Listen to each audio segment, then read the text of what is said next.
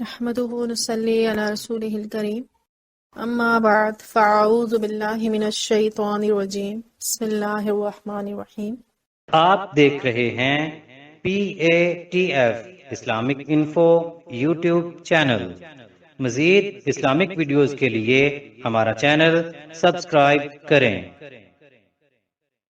بالکل یہی صورتحال یہاں ہے کہ بری چیزوں کے فی نفس ہی علم کو جو عین کمال ہے نقص و عیب قرار دے دیا گیا تاکہ وہ حضور صلی اللہ علیہ وآلہ وسلم کے لیے ثابت نہ ہو سکے۔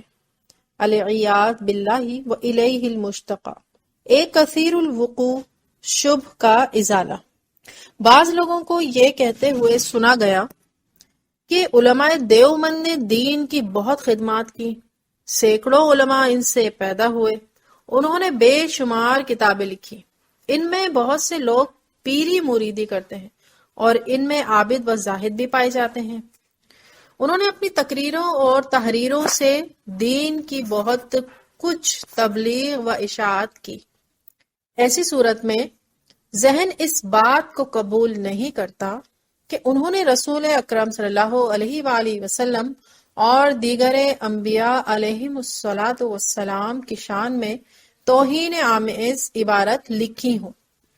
اس کا جواب یہ ہے کہ اس قسم کے لوگوں سے توہین رسول صلی اللہ علیہ وآلہ وسلم کا سرزد ہو جانا عقلاً یا شرعاً کسی طرح بھی محال نہیں۔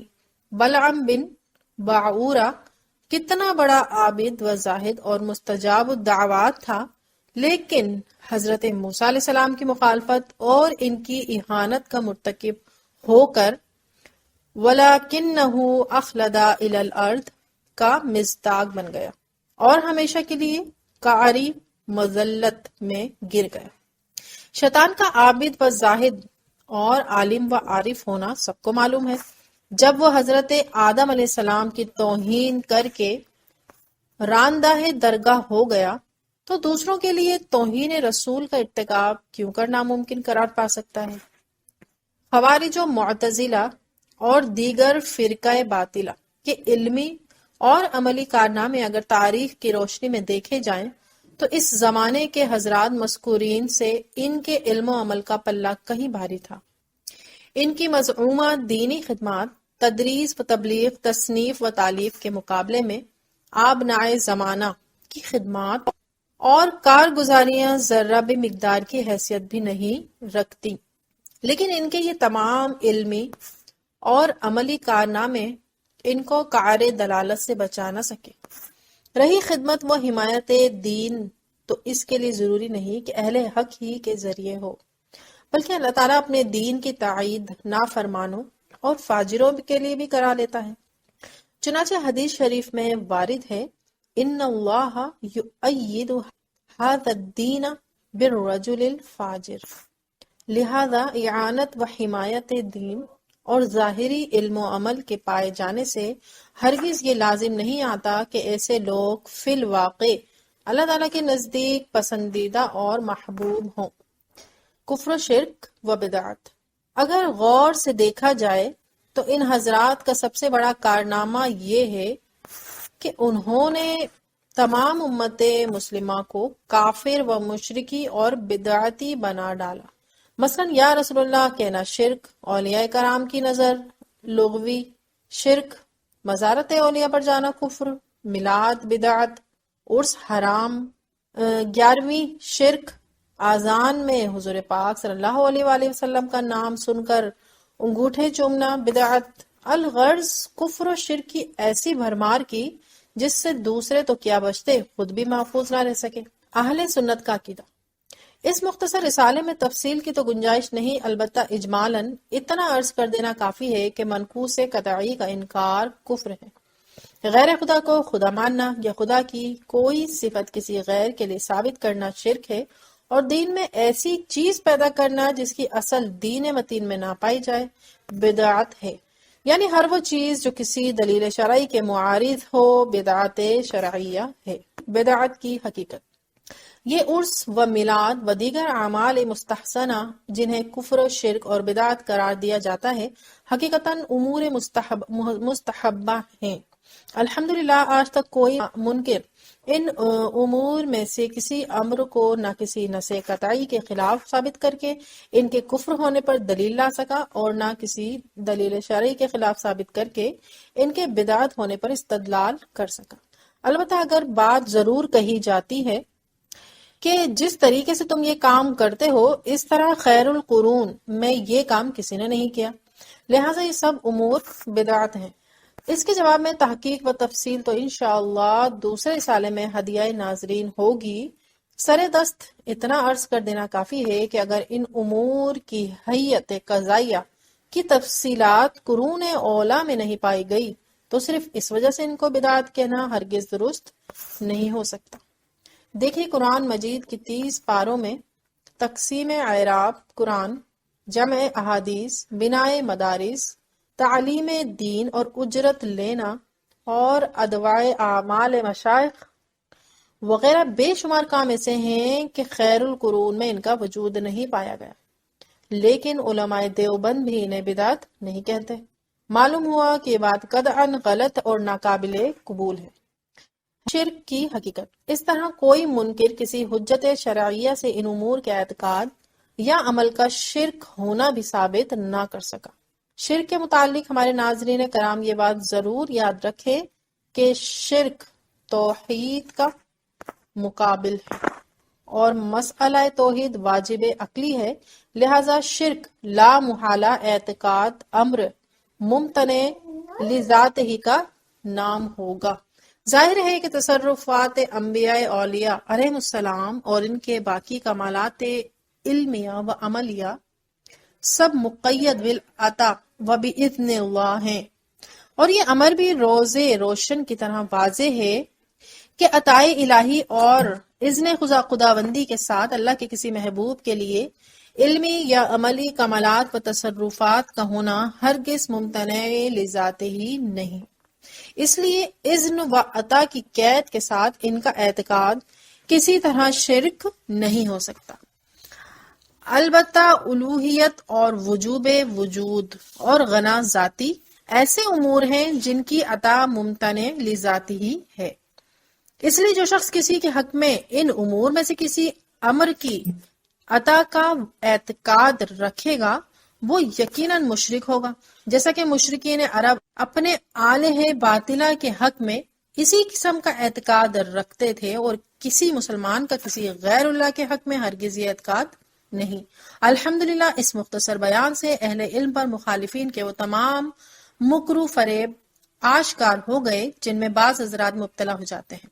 وَلِلَّهِ الْحُجَّةُ الْبَالِغَةُ، انصاف کیجئے، جو دیوبندی حضرات علماء دیوبند کی صریح توہینی عبارتوں میں توہین نہیں مانتے، ان کی خدمت میں مخلصانہ گزارش ہے کہ آپ کے علماء کی عبارت کے مقابلے میں مودودی صاحب کی وہ عبارتیں توہین کے مفہوم سے بہت دور ہیں جن سے خود آپ کے علماء دیوبند نے توہین کا مفہوم نکال کر مودودی صاحب پر الزامات توہین عائد کیے ہیں۔ اگرچہ ہمارے نزدیک دونوں میں کوئی فرق نہیں، لیکن عبارات میں صراحت و وضاحت توہین کے بین و تفاوت کا انکار نہیں کیا جا سکتا۔ ہم مودودی صاحب کی ان عبارتوں میں سے صرف ایک عبارت بلا تشریح تحریر کرتے ہیں جن کی بنا پر علماء دیوبند نے مودودی صاحب کو توہین خدا و رسول کا مجرم گردانا ہے۔ اسی طرح اس عبارت کے مقابلے میں 3 عبارتیں اکابر علماء دیوبند کی بھی بلا تشریح پیش کرتے ہیں جن سے علماء اہل سنت نے اللہ تعالیٰ اور رسول صلی اللہ علیہ وآلہ وسلم کی توہین سمجھی ہے، اور یہ فیصلہ آپ پر چھوڑتے ہیں کہ مفہوم توہین میں کس کی عبارت زیادہ واضح اور صریح ہے۔ مودودی صاحب کی وہ عبارت جس سے علماء دیوبند نے اللہ تعالیٰ اور رسول اللہ صلی اللہ علیہ وآلہ وسلم کی توہین اخذ کر کے مودودی صاحب پر خدا اور رسول کی توہین کا الزام عائد کیا۔ حضور کو اپنے زمانے میں یہ اندیشہ تھا کہ شاید دجال اپنے عہد میں ظاہر ہو جائے یا آپ کے بعد کسی قریبی زمانے میں ظاہر ہو، لیکن کیا 1350 سال کی تاریخ نے یہ ثابت نہیں کر دیا کہ حضور کا یہ اندیشہ صحیح نہ تھا؟ اب ان چیزوں کو اس طرح نقل و روایت کیے جانا کہ گویا یہ بھی اسلامی عقائد ہیں، نہ تو اسلام کی صحیح نمائندگی ہے، اور نہ اسے حدیث ہی کا صحیح مفہوم کہا جا سکتا ہے۔ جیسا کہ میں عرض کر چکا ہوں کہ اس قسم کے معاملات میں نبی کے قیاس و گمان کا درست نہ نکلنا ہرگز منصب نبوت پر طعن کا موجب نہیں ہے۔ ماخوذ از ترجمان القرآن۔ حق پرست علماء کی مودودیت سے ناراضگی کے اسباب۔ مؤلفہ مولوی احمد علی صاحب۔ حق پرست علماء کی مودودیت سے ناراضگی کے اسباب۔ مؤلفہ مولوی احمد علی صاحب، امیر انجمن خدام الدین، دروازہ شیرانوالہ، لاہور، صفحہ نمبر 18۔ اب ملاحظہ ہوں اکابر علماء دیوبند کی وہ عبارات جن سے علماء اہل سنت نے اللہ تعالیٰ اور اس کے رسول صلی اللہ تعالیٰ علیہ وآلہ وسلم کی توہین سمجھ کر ان پر توہین خدا اور رسول کا حکم لگایا۔ نمبر 1، اور انسان خود مختار ہے، اچھے کام کریں یا نہ کریں، اور اللہ تعالیٰ کو ہم سے کوئی علم بھی نہیں ہوتا کہ کیا کریں، بلکہ اللہ کو ان کے کرنے کے بعد معلوم ہوگا۔ اور آیت قرآنی جیسا کہ ولی یعلم الذین وغیرہ بھی اور احادیث کے الفاظ اس مذہب پر منطبق ہیں۔ بلغت الحیران، مصنف مولوی حسین علی، صفحہ نمبر 157 158۔ پوائنٹ نمبر 2، پھر دروغ صریح بھی کئی طرح پر ہوتا ہے، جن میں سے ہر ایک کا حکم یکساں نہیں۔ ہر قسم سے نبی کو معصوم ہونا ضروری نہیں۔ کتاب تصفیۃ العقائد، صفحہ نمبر 25، مولوی محمد قاسم صاحب نانوتوی۔ پوائنٹ نمبر 3، بالجملہ علی العموم، کذب کو منافی، شان نبوت بائیں معنی سمجھنا کہ یہ معصیت ہے، اور انبیاء علیہ السلام معاصی سے معصوم ہے، خالی غلطی سے نہیں۔ کتاب تصفیۃ العقائد، صفحہ نمبر 28، مولوی محمد قاسم نانوتوی، بانی مدرسہ دیوبند۔ مودودی صاحب اور علماء دیوبند دونوں کی اصل عبارات بلا کم و کاست آپ کے سامنے موجود ہیں۔ اگر آپ نے خوف خدا کو دل میں جگہ دے کر پوری دیانتداری سے بنظر انصاف غور فرمایا تو آپ یہ تسلیم کرنے پر مجبور ہو جائیں گے کہ مودودی صاحب کی عبارت کے مقابلے میں علماء دیوبند کی عبارات مفہوم توہین میں زیادہ صریح ہیں۔ دیوبندی حضرات کا علماء اہل سنت پر ایک اعتراض اور دیوبندی عالم کی تحریر سے اس کا جواب۔ دیوبندی حضرات علماء اہل سنت پر اعتراض کرتے ہیں کہ علماء دیوبند پر ایک اعتراض کرنے والے ان کی عبارتوں کے سیاق و سباق کو نہیں دیکھتے۔ جو فقرہ قابل اعتراض ہوتا ہے فقط اس کو پکڑ لیتے ہیں اور صرف اسی فقرہ کے باعث علماء دیوبند پر طعن و تشنیع شروع کر دیتے ہیں۔ برادران اسلام، سیاق و سباق سے دیوبندی حضرات کی مراد یہ ہوتی ہے کہ اگلی پچھلی عبارتوں کو دیکھ کر پھر اعتراض ہو تو کرنا چاہیے۔ جواباً عرض ہے کہ مودودی صاحب پر اعتراض کرنے والے دیوبندیوں پر بعینہ ہی یہی اعتراض انہی الفاظ میں مودودیوں کی طرف سے آپ کے مولوی احمد علی صاحب دیوبندی نے اپنے رسالہ حق پرست کی مودودیت سے ناراضگی کے اسباب کے صفحہ نمبر 80 پر نقل کیا ہے اور اس کا جواب بھی اسی صفحے پر دیا ہے۔ ہم بھی بعینہ ہی وہی جواب نقل کیے دیتے ہیں۔ ملاحظہ فرمائیے، اگر 10 سیر دودھ کسی کھلے منہ والے دیگچے میں ڈال دیا جائے اور اس دیگچے کے منہ پر ایک لکڑی رکھ کر ایک تاگا میں خنزیر کی ایک بوٹی ایک تولے کی اس لکڑی میں باندھ کر دودھ میں لٹکا دی جائے، پھر کسی مسلمان کو اس دودھ میں سے پلایا جائے، وہ کہے گا کہ میں اس دودھ سے ہرگز نہ پیوں گا کیونکہ سب حرام ہو گیا۔ پلانے والا کہے گا کہ بھائی 10 سیر دودھ کے 800 تولے ہوتے ہیں، آپ فقط اس بوٹی کو کیوں دیکھتے ہیں؟ دیکھیں اس بوٹی کے آگے پیچھے دائیں بائیں اور اس کے نیچے 4 انچ کی گہرائی میں دودھ ہی دودھ ہے۔ وہ مسلمان یہی کہے گا کہ یہ سارا دودھ خنزیر کی ایک بوٹی کے باعث حرام ہو گیا۔ یہی قصہ مودودی صاحب کی عبارتوں کا ہے۔ جب مسلمان مودودی صاحب کا یہ لفظ پڑھے گا کہ خانہ کعبہ کے ہر طرف جہالت اور گندگی ہے، اور اس کے بعد مودودی صاحب اس فکرے سے توبہ کر کے اعلان نہیں کریں گے، مسلمان کبھی راضی نہیں ہوں گے جب تک خنزیر بوٹی اس دودھ سے نہیں نکالیں گے۔ صفحہ نمبر 80 اور 81۔ پس دیوبندی حضرات یہی جواب ہماری طرف سے سمجھ لیں، اور خوب یاد رکھیں کہ علماء دیوبند کی عبارات میں محبوبان حق کے تبارک و تعالی کی 1000 تعریفیں ہوں، مگر جب تک وہ توہین آمیز فکروں سے توبہ نہ کریں گے، اہل سنت ان سے کبھی راضی نہیں ہوں گے۔ توبہ نامہ دکھانا ہوگا۔ ایک بات قابل ذکر یہ ہے کہ بعض حضرات توہین آمیز عبارات کے صریح مفہوم کو چھپانے کے لیے علماء دیوبند کی وہ عبارات پیش کر دیتے ہیں جن میں انہوں نے توہین و تنقید سے اپنی براعت ظاہر کی ہے، یا حضور صلی اللہ علیہ وآلہ وسلم کی تعریف و توصیف کے ساتھ عظمت شان نبوت کا اقرار کیا ہے۔ اس کا مختصر جواب یہ ہے کہ وہ عبارات انہیں قطعاً مفید نہیں، جب تک ان کی کوئی ایسی عبارت نہ دکھائی جائے کہ ہم نے فلاں مقام پر جو توہین کی تھی اب اس سے ہم رجوع کرتے ہیں۔ مثلا مولوی محمد قاسم صاحب نانوتوی نے تحذیر الناس میں خاتم النبیین کے معنی منقول متواتر آخر النبیین کو عوام کا خیال بتایا۔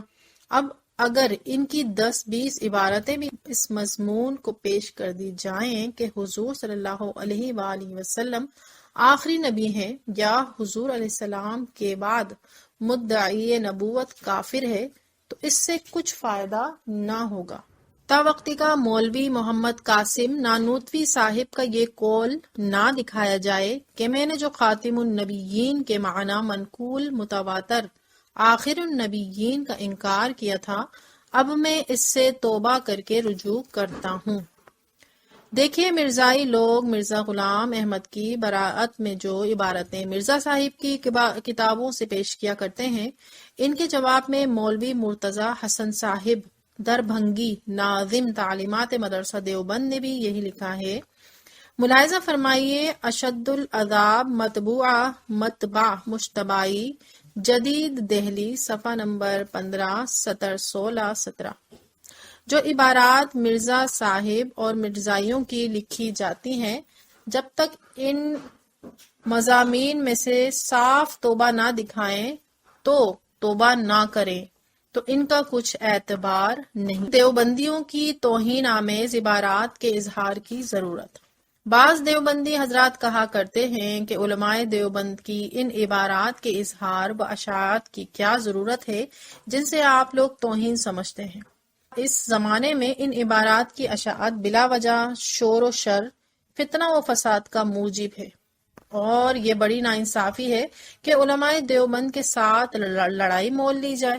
اس کا جواب یہ ہے کہ علماء دیوبند کی توہینی عبارتوں کے اظہار کی وہی ضرورت ہے جو مولوی احمد علی صاحب کو مودودیوں کا پول کھولنے کے لیے پیش آئی، کہ علماء دیوبند نے تمام مسلمانوں کے عقیدے کے خلاف انبیاء و اولیاء کی مقدس شان میں وہ شدید اور ناقابل برداشت حملے کیے ہیں جنہیں کوئی مسلمان برداشت نہیں کر سکتا۔